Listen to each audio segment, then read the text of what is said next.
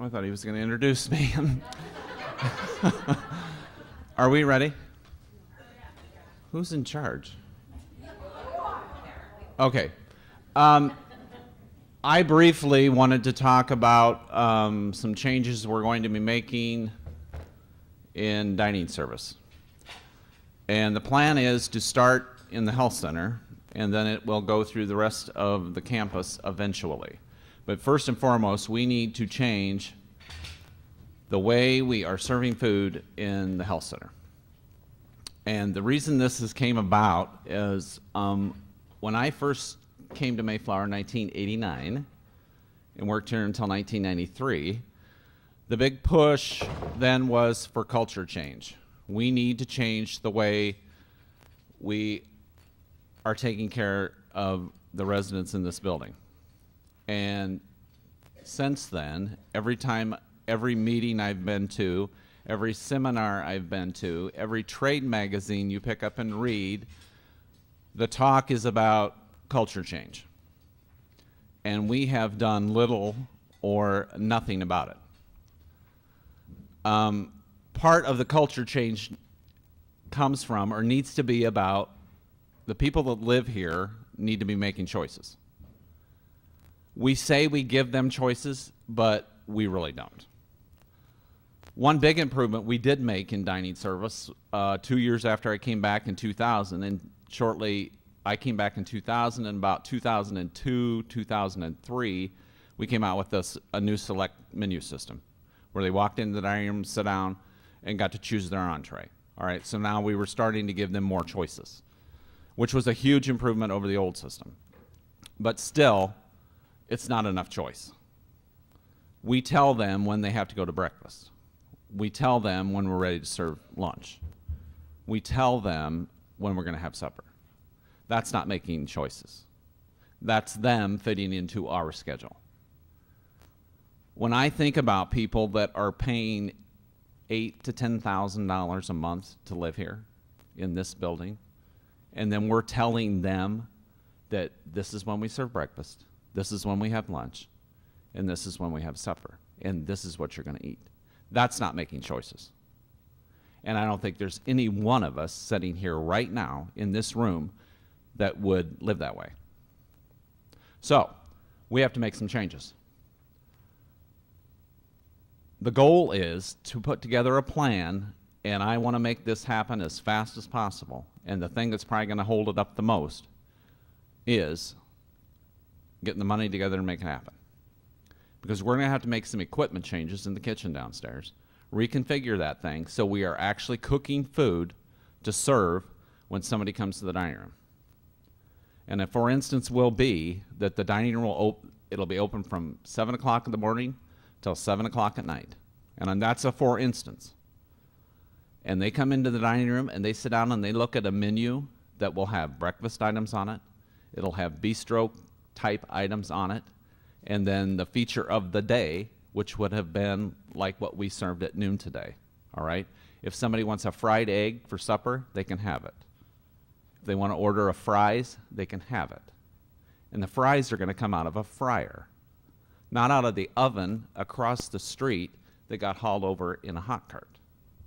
That's the kind of food we have to serve. That's what people need. They need to be able to make those kinds of choices in what they're eating. So, in order to make this happen, I want to put together a task force and have a whole mix of people on it to help make plans for this program. All right? Everyone working in food service is automatically part of the committee. That's a given, and it's not a choice. By them working in that department, they're already part of it, and they're going to be part of the subcommittee that is going to help fine-tune and make the mechanics of it happen. All right? The task force committee that needs to be formed by people in this room are going to be the ones to design the program and talk about and work through, all right, how's this going to happen? So I've drafted an application. I'm going to put it back on the table, And if you are genuinely interested in being part of this committee, I want you to fill out an application. The initial step is going to be the committee gets together, and it's going to be really building a story. We have to walk through the day in the life of staff and a resident, and how do we make this thing work? So you put about 15 to 20 minds together in a room, and we storybook this thing as how is it going to look as a committee. Now, if you sign up and say, I want to work on the committee, once you've fulfilled your part as a nurse or as a CMA or as a housekeeper, there might be a point in time where you've done your work on the committee. And that's where food service staff pick up the ideas and the procedures we've written as a committee, and we take off and run with it. Okay? So, I have taken the liberty to pre-select about 6 people that I would like to see on the committee. And then I need some volunteers from staff. Okay? Jeremy, Joe, Rhonda, Pat, Christine, and Zach are the first initial 6 I would like to see serve on the committee. Any comments? Rhonda Hudson. And I should have clarified that. In this committee are these people that I have pre-selected. 3 of them have already worked in food service. All right? 2 of them now are working in the health center. 1 of them is working in facilities. And we really need a mix of people in the group. We really need a mix of people on the committee to get good ideas of how we need to make changes. And one of the reasons, and I've thought about this for months, we've talked about this, and I finally said, this has got to happen. And when I was thinking about this, I thought, I need somebody from facilities. And who better than a person that has worked in food service? And Zach, what'd you work? 2 years, 3 years when you were in high school? 3 years. So he already has an idea of what's going on now, okay? But he also has a personal stake in this because he has a grandmother living here now. And he's on staff. So he has components that are very valuable to serve on a committee. And so as a outside person, he has no stake in food service. He still knows what it was like to work in food service. He can come to the table with some very good ideas. And from a family standpoint, he can come to the table with some very good ideas. That's what I'm looking for, is a good mix of people on the committee that can come up with ideas of how do we make this thing work. All right? Any questions or comments or none?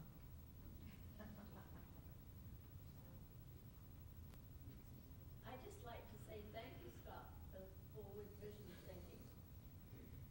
Well, and that's one of the reasons I put you on the committee. Christine comes to the committee with Christine's been all over the country and seen a lot of neat things happen through the Pioneer Network, and has been in and out of a lot of facilities and seen a lot of different programs. And that's one of the reasons I wanted to put her on, is to get those kinds of ideas of what she's seeing. All right? Well, yes, Tammy. That is one of the things, and I had hoped that would come up. When we get done with this program and we have started, I hope that the health center dining room is the place everybody wants to come and eat, more so than the Buckley dining room. That needs to be the goal, including staff. And so we need to talk about that as committee, is how do we incorporate staff into this? Because as any of you who have been through my customer service training, I've always talked about and said that the staff is the most important customer here. But incorporating you in, how do we still take care of you? And that can possibly happen through this program in the health center. Because now that we're serving 12 hours or 14 hours through the day, and you've got a lunch break, yeah, you can pop in and get something. But it might mean that you're going to sit down at the table in the dining room And it might mean you sit down at the table with the resident. Because that's the other thing we have to look at in this program, is how do we incorporate staff into that dining room to engage with the resident and make it more of a social event and make it more like home for them. Anything else? If not, I know Tammy's got about 3 hours worth of material she wants to cover.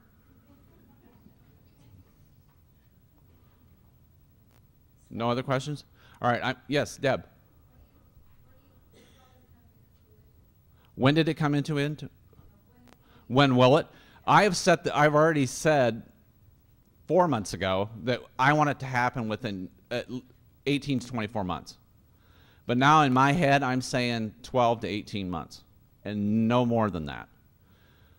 One of our biggest hangups might be, and I can't put a dollar figure on it yet because I'm still going through menus and stuff, and I've been spending a lot of time working on, all right, what do we need for equipment?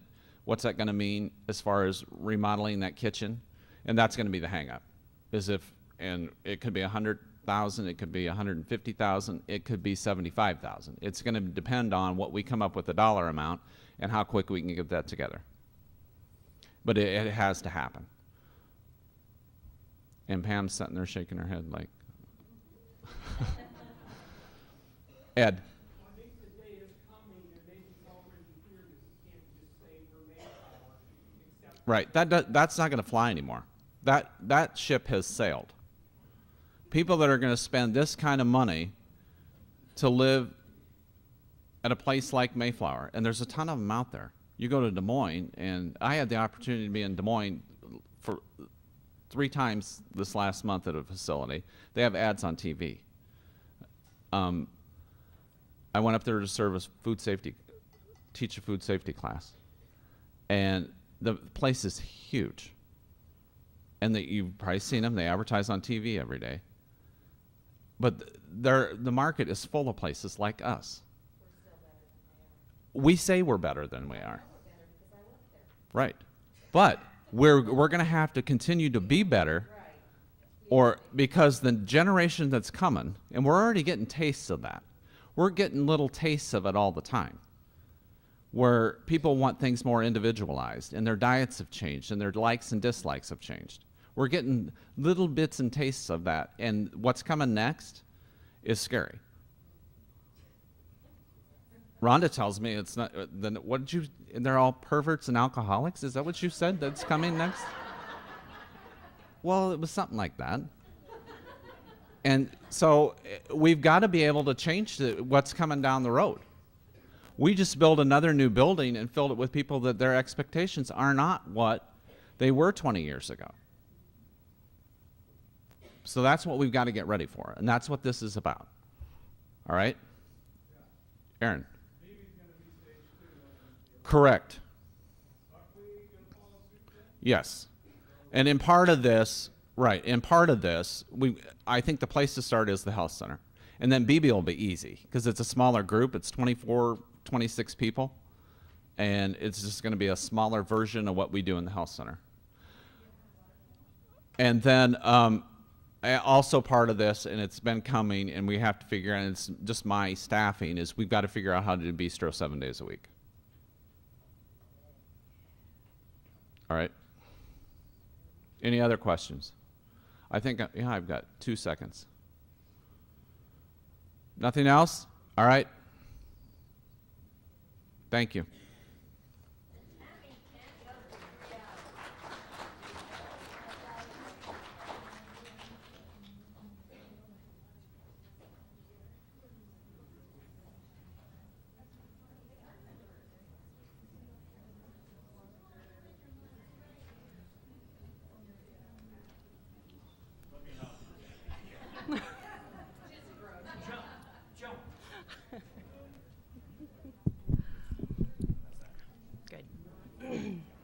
Okay. I'll just walk.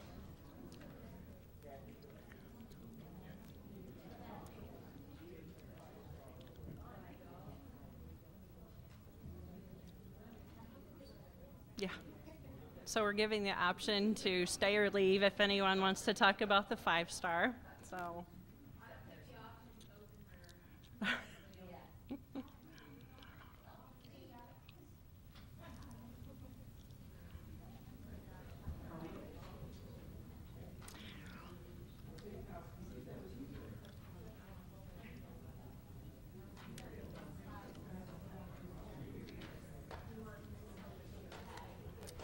Okay, so we'll go ahead and get started. So what we're going to talk about today is the 5-star rating system, and hopefully you guys will get a better understanding of it and be able to explain it to families if you hear them talk about it, or if you even hear anything in the public, that you'll be able to kind of explain how that works and the variables that actually go into the system. So let's go ahead and we'll put some things together here with the 5-star about reading and understanding a nursing home profile. And all of the information that I'm going to talk about today is on www.medicare.gov. And what you do when you go to that website is you can search nursing home compare, and you can search anything in any state as long as the facility participates in Medicare or Medicaid services. They're the only ones that have a rating. Okay, so what actually is the 5-star rating? It's a public tool that CMS developed in 2008, and it rates the care, the quality care that nursing facilities provide. And it's actually given ratings on particular areas as far as health inspection, quality measures, staffing, and then an overall rating. And each one of these areas are given a number of stars. 5 is much above average, and 1 is much below average. And then once they how we arrive at those stars in each of these areas actually depends on how many points we get in each area, if that makes any sense at all. It's a very complex rating system that they have. So how does CMS get the information that they use for their website besides coming on site to do a survey? Our quality measures, which is one of these areas here, are actually pulled from an MDS, which is the paperwork. First of all, don't get it mixed up with the MSDS because we're not dealing with chemicals. An MDS is a minimum data set, and it's actually each person in the health center has one of these, and it's information and specific questions about every person specifically in the health center. And the areas that it covers obviously is identification, information, insurance, hearing, speech, vision, cognition, mood, behavior, activities of daily living and their function, range of motion, bowel and bladder, the diagnosis, pain, dietary, which is a swallowing and nutritional status, skin, medications, any special treatments, which include therapy, restorative nursing, restraints, and then discharge plans. So an admission MDS is probably pretty darn close to 60 pages of questions per resident. So anytime a resident is admitted, anytime they are discharged, if they have a significant change, if they are on skilled care, all of these MDSs, the information is pulled over onto the 5-star, and it's from the most recent MDS. Each question is specifically in a given time frame, so it could be a week, it could be 5 days, it could be 2 weeks, it could be 30 days, it could be up to 60 days. It just depends on what the question is. So depending on when a resident comes in skilled, you can see how obviously that information is going to change. And we look at that person in a week's time to answer all of the questions that I just covered. So some of the strengths of the system, this rating system, is it's comprehensive, that it looks at very many aspects of the care and not just one particular care, which could either make or break a 5-star. So the surveyors, they have to come on site to make sure that they're reviewing records, that we're actually answering the questions accurately. They dig through files, check cares, visit with the resident, see how things are going. The federal has their own checks on surveyors to make sure that they're following state protocols. And actually just looking at overall staffing for the number of residents, they want to know how many staff are there, how many are trained. They're looking at physical therapy, staffing minutes. The facility now is actually reporting that information rather than an independent agency gathering that upon the annual survey. Rating differences do include resident illnesses. They look at specific risk adjustments, which is a resident has a particular diagnosis and they figure how many staff and how many minutes it takes to take care of someone with this diagnosis. The downfall of the system is it varies from state to state because surveyors are different. So when you go on the nursing home compare, it's not a good idea to compare us to Louisiana. You want to look at facilities strictly in Iowa, or it's not going to be accurate because even the payment systems are different there in their Medicaid payment states. So the other thing is just know that this is not a perfect rating because I just told you that when they do look at the information, it's pulled from a week snapshot, 1 week time of each resident. What if they're having a bladder infection that week? There's a lot of variables that could potentially change. The other thing is the consumer doesn't realize all of the variables that go into potential changes. Like I just said, maybe this person had a bladder infection for that week. Maybe the person is on comfort cares that necessarily they don't qualify for hospice services. So here I am submitting something and it looks like this person is absolutely horrible, when in a sense we're triggering all these quality measures and maybe it's because they're in the dying phase. That information is not given on here. And I think, I mean, it can't be because it would be a HIPAA regulation if everyone can go onto a nursing home compare site and look at Mayflower. If we delineated who's on hospice and who has these diagnoses and everything, they would sure as heck know exactly what resident we're talking about. So just know that there's a lot of variances in the way that things are rated. So I really just want you guys to know that, to be able to explain that to the public or anyone that says, hey, you're a 5-star, what does that mean? You're 4-star, what does that mean? Okay, so looking at the slides. So once you go onto the actual website, it will tell you general information about Mayflower, address, the nursing facility information as far as how many beds we are. So we're a 60 certified bed. And if you see the little eye with the circle there, if you click on that or hover over that, it will give you more information in that category. So, like I said, any nursing facility that participates in Medicare or Medicaid will have a rating of a 5-star somewhere along the line.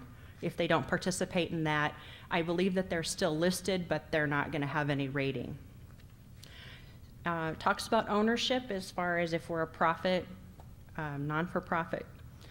They want to know automatic sprinkler systems, why they want to know if we're a continuing care retirement community, if we're in a hospital, if we have a resident council. So like I said earlier, a 5-star is much above average and a 1-star is much below average. And we're rated on the health inspection, staffing, which kind of groups RN staffing and CNA staffing and the PT, and quality measures, health inspection,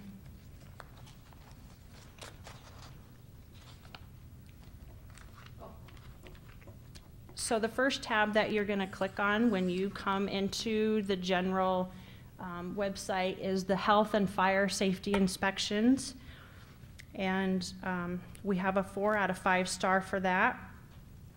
It's actually based on the last 3 surveys, so the last 36 months of any complaint investigations, annual surveys, inspections, as well as any substantiated findings are going to be pulled into that rating. So that's a long time, 3 months worth, or I'm sorry, 3 years worth. So looking at where we're at as far as total number of health deficiencies for Mayflower, we're at 3. Iowa's 5.5, and the United States is 6.9. So we're actually doing pretty well in that category. So the other thing that once you're in this area, it will tell you what deficiencies or anything that we were cited for. So quality of care, we had 1 deficiency found. And if you look off to the left, it will tell you exactly that we had failed to make sure that each resident who enters the nursing home without a catheter is not given a catheter and receives proper services to prevent urinary tract infections and restore normal bladder function. It tells about the inspection date, the date of correction, and our level of harm. So the other thing they look at then, residents affected were few. They want to see if there's a pattern, if there's harm to the resident, if there's immediate jeopardy, and it goes by a point system. So that's how we kind of get those deficiencies pulled in. So the next one, we had a deficiency on resident rights, and it's providing care for residents in a way that keeps or builds each resident's dignity and respective individuality. And every deficiency that we have to have a correction, or we could get in trouble for that as well. So these were obviously, there was no pattern to them, so it's not an immediate jeopardy, anything that's gonna hurt too terribly bad. So the next one, so at the top you can see nutrition and dietary, pharmacy, environmental. We did find there. We have one for administration, and that was just making sure that we're hiring people that are qualified to do their job and have their license to current license. Yeah. Again, no harm, no pattern. Fire safety report. So you can see that we've had 1 deficiency for Mayflower compared to 3.7 in Iowa, 3.3 in the United States, and then the range in Iowa deficiency-wise is 0 to 18. So we're doing really good with that too. And there are so many things that we could potentially be cited for, or even sometimes depending on even another company or situation. I mean, we don't always have control over everything that happens in the survey. Maybe it was we were waiting for a doctor's order or something, and it was in that specific time frame that they were here, and it didn't get done. And it may have only been that one thing, and maybe the doctor was on vacation and the coworker didn't want to sign the order. It could be something as simple as that, really. So I'm not here to show how horrible we are. I'm just trying to tell you that this is things that the public can see, and there's so many variables that can actually play a part in the 5-star.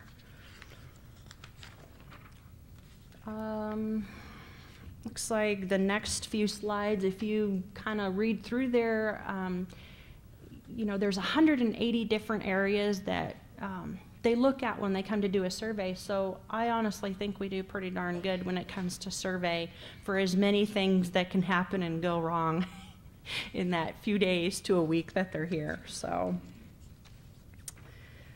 let's see, we'll jump to electrical. We had one deficiency there, and it just had to deal with testing. And again, there was no harm or anything noted from that. And so just as a recap, the general complaints of the facility and reported incidents in the last 3 years, we talked about some of those. The top one is an older one, actually, so and that could have been, a number of things. It's not a bad thing. So we've already talked about the catheter. Like I said, this is more of a recap that you tend to get when you go down towards the end of that tab there. That's the same one. One thing I do want to point out, because this has also a lot to do with variations in the 5-star, and it does talk about letting residents refuse treatment or refuse to take part in an experiment or formulate advanced directives. Residents have rights here, and we can't make them do everything that we want them to do. So another variation obviously has to do with resident rights or what their preferences are. So, we can only educate the resident. We can't make them do whatever they don't want to do. So I can talk a little bit more about that when we talk about the quality measures, but so just making sure, that we do what we think we can to help prevent accidents and control whatever we can, but like I said, there are instances that we cannot. So I think that pretty much sums up the health and fire tab. We can move on to staffing. The way that CMS used to get our staffing average was when they come for their annual survey, they want to know who's in the building doing what. And what would happen is the facilities would beef up their staffing during the survey so they could get more stars. Well, CMS caught on to that, and they're changing that starting July 1st. We will be transmitting staffing information to CMS. And I don't know all the details yet, but I think it's probably going to be on a per pay period basis so they can get an accurate picture of staff. They're also going to look at staff turnover, see if there's a quality of care problem because we don't have enough staff. Are they replacing staff? They're going to be looking at that. They're constantly tweaking that, and I look for that to somehow be a quality measure in one of these days, because that's really what their goal is making sure we have a quality of care, which is good for the resident. Depending on circumstances here, it can be looked at as a good thing or a bad thing, but obviously CMS thinks that the more staff in the building, obviously the better the quality of care is, which makes sense. So like I said, that's kind of a new thing that's coming, and how they also adjust that is the MDS that I talked about and all of the information that we answer, diagnoses, all of that. They tally that information and they put someone into a rug level. CMS looks at that rug level and says, okay, this is how many minutes it should take to take care of this person with this diagnosis, whatever. Another downfall there is if the person actually is having behaviors and you're spending a lot of one-on-one time, That's not captured anywhere. So just because a person has a particular diagnosis doesn't mean, that you can really put an amount of minutes on that care, because there are so many other things going on. So that's kind of another thing to look at. So Mayflower, we have 45 residents. The Iowa average is 55.6, national is 86.8.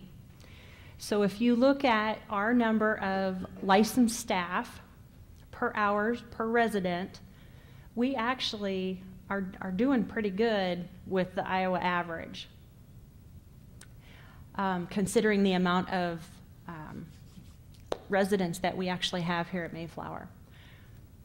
And then it talks about RN hours. We're still right where we need to be. LPN hours, we're a little bit over the Iowa average. And CNA hours, 3 hours that we provide each resident per day. That's where we're rated.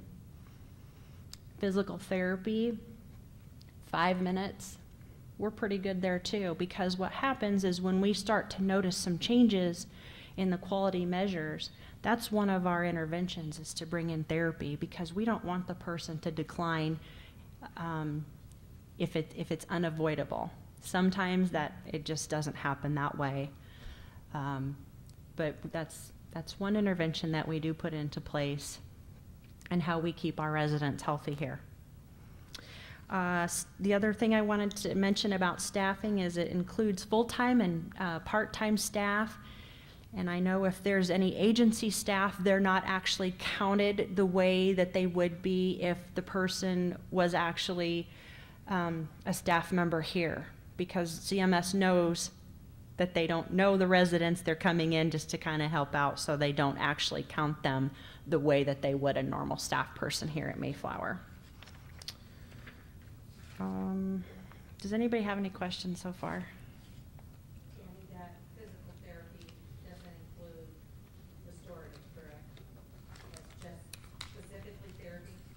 That is specifically physical therapy. Do they count occupational therapy? They only talk about physical therapy, and I'm guessing, I know it can be, occupational therapy is usually upper body, dexterity, so combing hair, buttoning buttons, feeding themselves.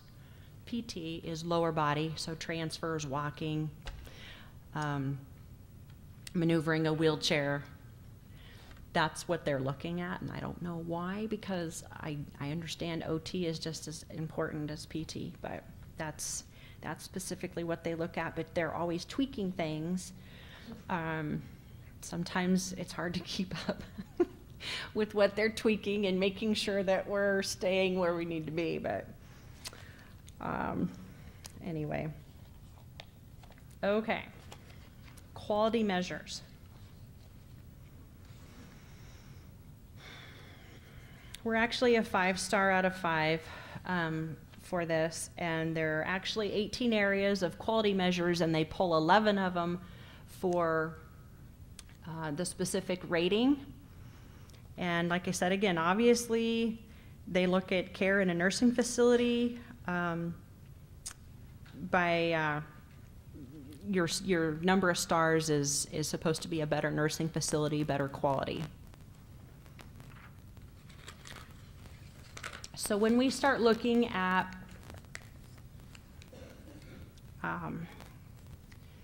the percentage of short stay residents, that's any resident that's here in the facility for less than 100 days. So more than likely they're going to be a skilled resident. So if they have a fractured hip, replaced hip, broken arm, it can be sometimes we get our residents from independent living that feel like they're weak and want to come over and stay a little while. They would be included in this as well. So the percentage of short stay residents who self-report moderate to severe pain, and we want to see lower percentages here, and we're right at 15. We're still under the Iowa average and the national average, but that's still pretty high. And it goes by resident interview. If they're able to be interviewed and able to state their pain, that's counted in this measure. It doesn't matter if it's related to a transfer, a dressing change, maybe to a wound that's sore. It can be any pain they have in the last 5 days of their 7-day observation period. So we have most of our residents on an analgesic or a pain medication, but there could be other circumstances in that time frame that they will report moderate to severe pain. That includes interviewing a demented resident. If they're able to make their needs known, they're able to at least have an interview attempted. Not much control over that. Let's look at the next one. What they're looking at is they don't want to see someone come in our facility short term and have a pressure ulcer. So we need to be doing everything we possibly can to prevent a new one. Now that's different if they already come in with one. We're looking at new, so we're doing pretty good there. The next two, it's talking about an influenza vaccine and a pneumonia vaccine. Those are not actually on the quality measure ratings. They don't get pulled into that, but it's more of an informational thing, making sure that they have those, or we try to check that they have those so they don't end up getting sick, get a pneumonia, whatever. Antipsychotic medications on a short stay, they don't want to see a person come in and have behaviors and us just order a medication. They want to make sure that we're trying other interventions first, because medication is actually the last intervention that we should be trying. And you can see we're at a 0% there. National average 2.2%. So I think this next slide, I did try to explain a little bit about maybe some of the variations and what they're looking for. Residents who are here short term and they complain of moderate to severe pain. So I said we don't really have a lot of control over that. There are times we can. For instance, if a resident's sitting at the dining room table and dietary is serving their meal and they notice that they're having pain, I would hope that staff would let nursing know that, because nursing may be busy off doing something else. This person may be independent with their meals and we may not notice it. So that's how you guys can actually take part in some of these quality measures to try and help prevent some of the pain that they may be reporting. And it may not be. I mean, that's just one thing that we can try to look at. Another thing is they may have pain and refuse to take their medications because I don't want to be addicted to this medication or that medication, and we hear that a lot. We can't make them take the medication. So, and another, so we're looking at a resident right, and another reason is they may want to be more alert for whatever they're doing. It's kind of a catch-22. Pressure ulcers, they can be painful, especially if they're fairly superficial. It's the really deep ones that are not painful usually. So superficial ones can be painful. They need to have interventions in place when they walk in the door, whether it be a turning position, positioning device, something for their chair, something for their bed. Maybe it's a regular mattress, maybe it's an air mattress that alternates for them because maybe they have a fractured hip and they can't turn that well in bed. At least they're alternating the pressure points with the air mattress. Occupational therapy can also help with anything that maybe they can prevent or get devices for us, or work on the positioning. Maybe it's just something with the wheelchair. Sometimes we maneuver the seat of the wheelchair for numerous reasons. And we have tons and tons of different cushions we can use. So occupational therapy or even PT could help with that. And just make sure the interventions are in place when they come in the door. So say we have a resident who comes in, maybe they're comfort cares and they don't actually qualify for hospice. Medicare has put in so many new rules and regulations, it's hard to qualify for hospice, which is really sad that they have to determine that. But this could also be an area that we may not have control over, because if they stop eating and they're incontinent, obviously that they're at a higher risk for skin breakdown, and they could just very well come up with that pressure ulcer. And in a facility of 45, how many residents does it take to trigger a quality measure that our percentages go pretty high? It only takes one. So, again, the percentage of short stay that actually have an influenza shot or don't, sometimes it's hard to tell if they have had that or not. There's a new website out. They're trying to make it user-friendly for all providers, that once they have this injection, you're supposed to go on this website and write the date. Well, that's only as good as if the information's actually entered on the website. So we try to catch them, and it's sometimes hard to do, because if one day she's here and 2 days later she's gone, how do you know who their doctor was? Maybe just because her primary physician is someone here in town, that doesn't mean that she got it here in town. She could have gotten a flu shot at Walgreens in Newton. We don't know. Sometimes residents refuse the flu shot because maybe they have an allergy. There's a lot of variables to each one of these. Same thing with the pneumonia shot. We have an algorithm that we follow depending on the age that their first one was given, and depending on the age they are now, whether they need an update or not.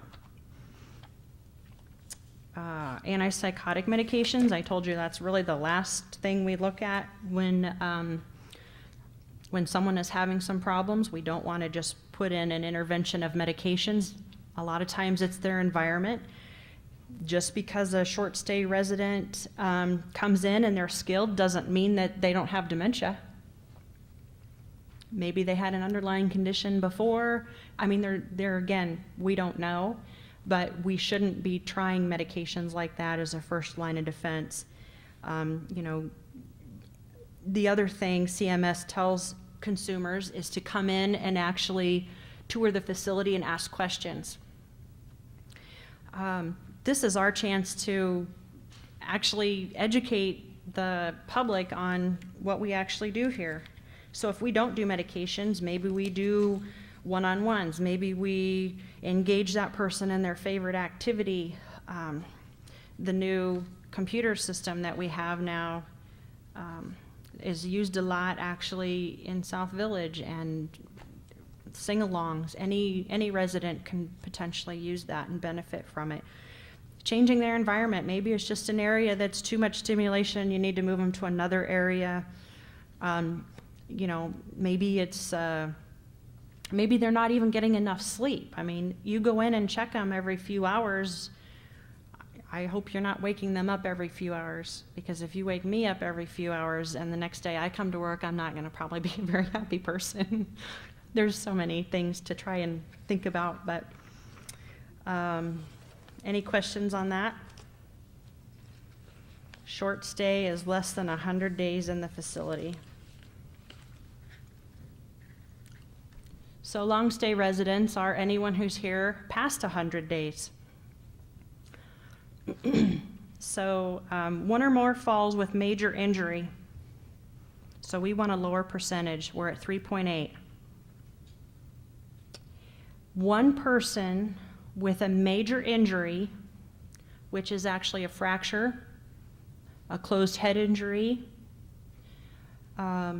death. We're going to get looked at for that. When we answer that question on the MDS, that information carries a whole year.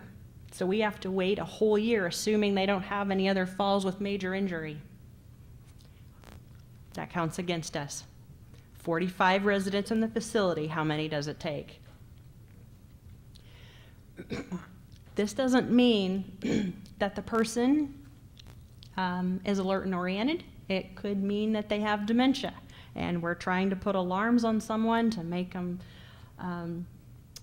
more safe if that's possible, or doing other interventions for that. Maybe it's a resident who probably could have an alarm and chooses not to.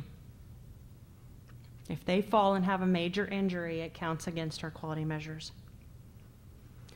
So one thing staff can do, housekeeping, you guys are all over the place. So if you're walking down the hallway at a particular time and you kind of peek in each room as you're walking down the hallway and you notice that a particular resident always seems to be very restless at a certain time of the day. Maybe they need to use the bathroom or something like that. Maybe their pain medication has worn off. Who knows? It would be really good for you to report that to nursing and for nursing to look into that reason. Possibly we could prevent a fall. Maybe they've already been laying down too long and they're uncomfortable in their bed. UTIs, we're pretty low on that as well. We're at 2.3. Part of it can be, as we age, things don't maybe work quite as well as they did before. The measure or the question on the MDS is if they've had a bladder infection in the last 30 days. I think a lot of that can be staff education, making sure there's proper hygiene and done the proper way. And it can also be resident education with hygiene done the proper way. There's other instances that can affect that, if they're already maybe incontinent of bowel and bladder. Females with their structure doesn't take very much to get a bladder infection if they're incontinent of bowel too. It can be a number of things. Maybe they're not taking enough fluid. Maybe they're not being toileted on a regular basis. It helps to actually sit on the toilet and get things emptied out than it does lying in bed just checking and changing. But depending on what's going on with the resident, their diagnoses, we just do what we can do and we try to prevent bladder infections, making sure that their briefs are checked and changed. Tim, does that have anything, they look at a resident that may have come in and has chronic UTI and has had for many, many years? They don't care about that, do they? Because that's not captured anywhere on the MDS. They want to know what's gone on in the last 30 days. That's what I'm saying. There's so many variables, and there's a lot of things. Even though that MDS can be 60 pages and you're answering buku questions, there's still things that are not being captured. It's just kind of the nature of things. We've kind of already talked about the percentage here is the same, or I'm sorry, the question of the percentage of people who report moderate to severe pain is just like the short measure that I talked about, and some things that we can do and try and prevent some of that. See the top one. I think it's the same one. Pressure ulcers again. High-risk residents. So they're going to look at the residents that need some sort of assistance from staff, that they're not able to transfer themselves or move around. Those are the ones that they consider high risk. A low-risk person would be someone like you and me who's up walking around. We get a pressure ulcer. That's kind of strange, but we're not high risk. That resident that's lying in bed all the time is the high-risk one, and we need to do everything we can to possibly prevent those. And we're still doing pretty good. We're at 1.1% there. Residents who lose control of their bowels and bladder. We're kind of high on that one. How do you control that? Really, when they look at it. I mean, really. Maybe we have a resident who has really bad arthritis, and you know what?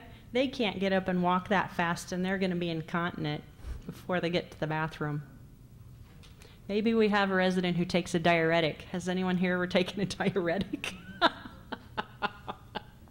You can go just as bad as you had to go 10 minutes ago. So, I mean, we go around and we offer toileting, but there really are just some things that we really cannot control. And I'm telling you, we have a lot of people on diuretics. That one just seems really crazy. Catheter. We try really hard not to do catheters here, but there are certain conditions that makes it unavoidable. So again, as you kind of look across there, I mean, it really doesn't take that many residents, any one resident that has a catheter, and we're going to already be high on that. It's great if maybe what they're really looking at is if the resident came in the facility with the catheter or if they obtained it here, which is one of our actual deficiencies that we had. A resident came in and didn't have one, but with the diagnosis, it was not avoidable. Catheters increase infections, and that's really what they're looking at. They don't want residents that have infections. It's a big quality control again. Restraints. The restraint definition depends on how the resident is already getting around. How mobile are they already? Side rails can be a restraint, depending on if the resident can already move around in bed by themselves or even get out of bed by themselves. If they can't get out of bed already on their own, it's not a restraint. If that resident can move around and they can get out of bed and we have a long side rail up, it could potentially be a restraint. But annually we have to do a survey on their side rails. It's a different story if they want that side rail put up. We're trying to avoid restraints by going to these high-low beds, depending on the use. They have what I would call quarter rails. Those rails are so much easier to maneuver and turn and get out of bed. It's not considered a restraint.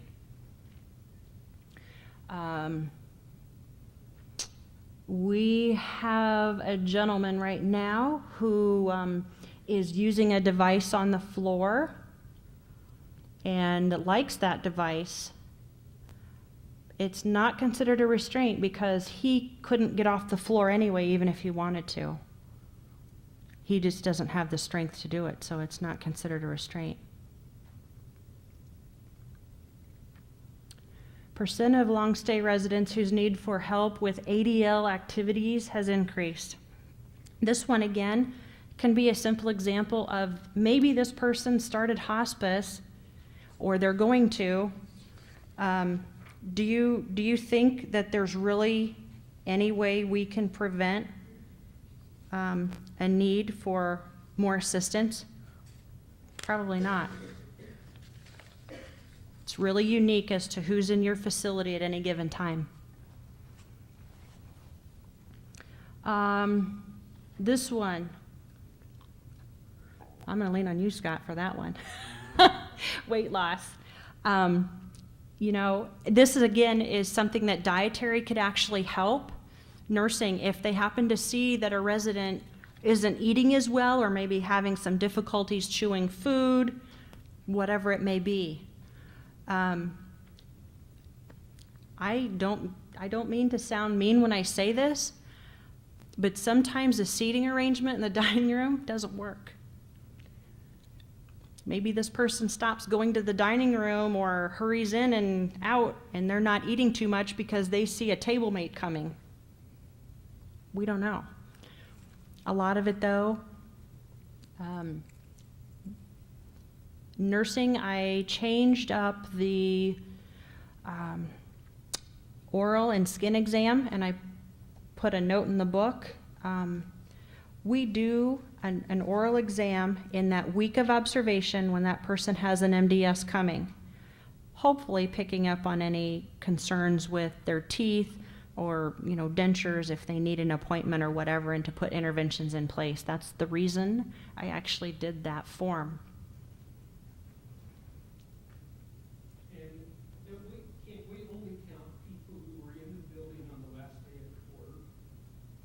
It pulls from every MDS, and the information is calculated on the last day of the quarter, like the case mix is. So if somebody who had a very positive course dies before that quarter, We never know who's going to be counted. We have no control over that. That person could have passed away the day before. Doesn't matter. That's kind of another one of the little quirks that happen. Depressive symptoms, again, if anyone notices that a person is sleeping more, maybe even acting out a little bit, depending on their diagnosis, every person doesn't fit into the classic signs and symptoms of depression. So if any other department notices any changes with a resident, you need to be talking to nursing, and nursing, you really need to be looking at that to see what maybe the problem is. Tammy, does that count residents who came in with a diagnosis of depression? What they're on the MDS, they ask specific questions in that week time frame. So more than likely, most people on that, they don't have any symptoms in that week. So that would include depression that's adequately treated. Right. Mm-hmm. And by the time they're here, I mean, most of them, they already have something. Once in a while, we'll have to tweak that a little bit. But so obviously, when they're here in our building and they're here over 100 days, it's really easy to get their flu shots going. So we were at 100% for that, actually. Okay. This one, we just had a QA meeting right before I got here. Our pharmacist gave us some numbers that actually were getting a little bit high again on our antipsychotic use. Antipsychotic use includes everything from anxiety medications to depression medications. It does not strictly mean any antipsychotic medications, although that's what CMS likes to look at, that particular one. But for this rating, they're all grouped in. We need to try to reduce that either through environment, activities, maybe it's a pain issue. I told you there's so many different things it could be. And medication should be the last thing that we do because it's very dangerous to anyone with dementia. They don't like to see it used. It can cause lots of problems, including death. So actually, the pharmacy also, every 6 months, they are required to try and reduce those medications. The thing I ask of nursing staff is once a resident, say they have dementia and they really start progressing to the point, where they're really declining, they don't need that medication, and we need to start cutting back on that.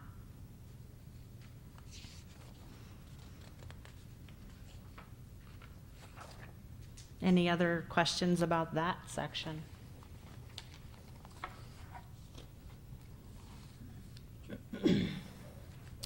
Okay, so penalties.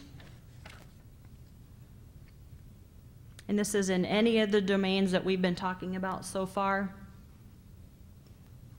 And at least, we have not, it says we have not received any fines in the last 3 years. They also, they're looking at nursing home fines and federal fines. And before I go further on that, nursing staff, what I print off for you sometimes is we belong to a non-for-profit organization called Leading Age Iowa, and what they do is they get together and they gather all of this information from all the facilities that have had surveys and what their tags are and how their survey outcomes were. It actually includes nursing, maintenance, dietary. So I don't know if you get those, Scott, and if you print them off or maybe talk about it in services, but some of those are pretty darn scary. They're tags and fines for pain, and just recently a bunch of care plan information that I've never ever seen before. So it's very important that nursing updates the care plan whenever something happens, because they've been getting tags for them. So mainly if someone falls and there's no intervention on the care plan. We can get certain points for those even though there's no harm to a resident. And remember, I said all those points add up, and depending on where you fall, that's where your stars are going to be. So that's one thing that we can actually prevent. So what happens if we have too many fines? It can affect our 5-star.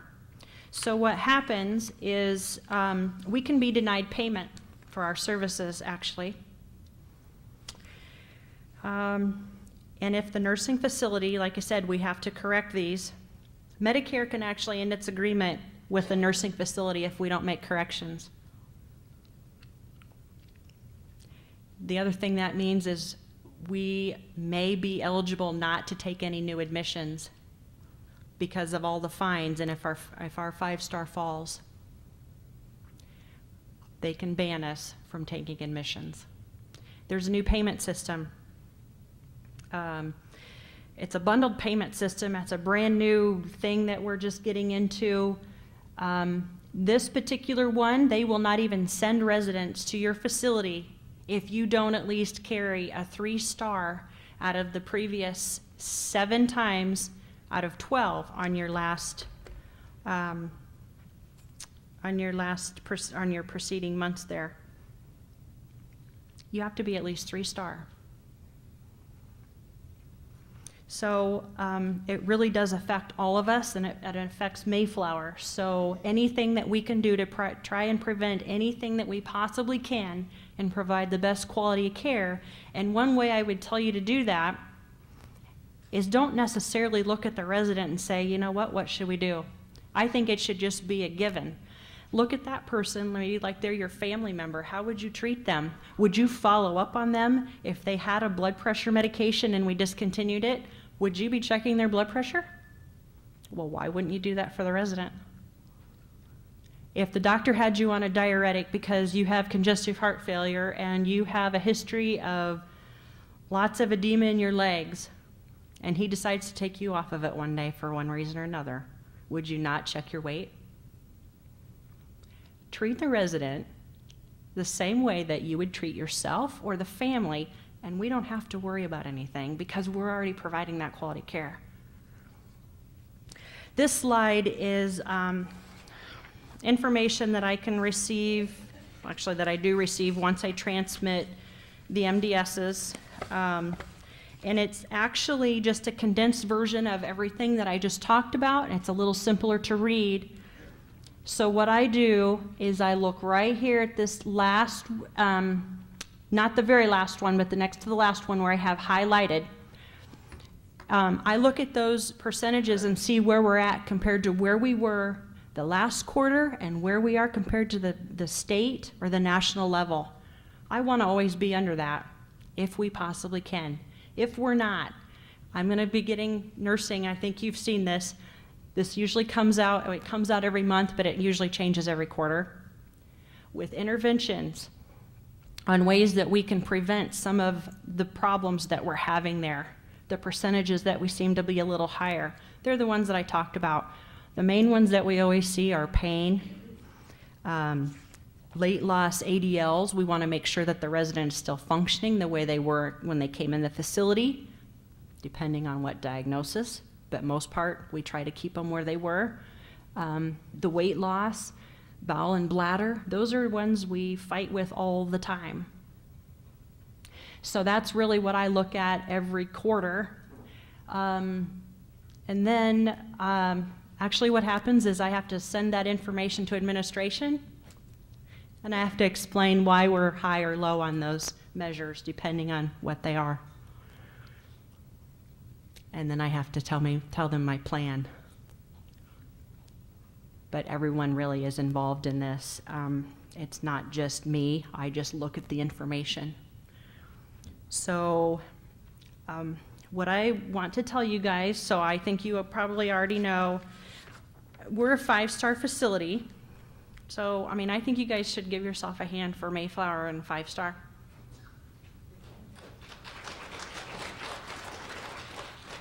We're out of the 5 majors for 5 stars. That's a first since I've been here.